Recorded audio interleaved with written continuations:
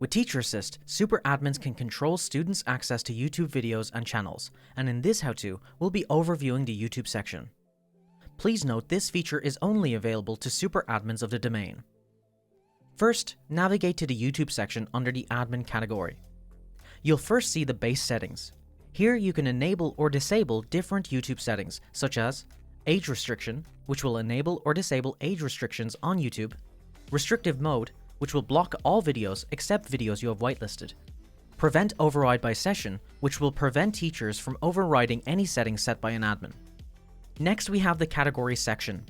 In this menu, admins can select any categories of YouTube content that they want to allow or block in their schools. You can simply select any category and apply a rule to them. Please note that certain videos on YouTube may not be categorized correctly and may still be accessible. Next, we have the channels section. Here, an admin can add specific YouTube channels that they want to block by entering the YouTube channel ID, video ID, or URL. In the video section, admins can enter YouTube videos or URLs that they want to allow or block. And finally, in the keyword section, an admin can block certain keywords. That covers this overview. Thanks for watching.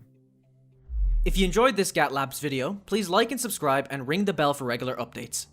You can also get a free 15-day trial of GAT Plus by following the link in the description.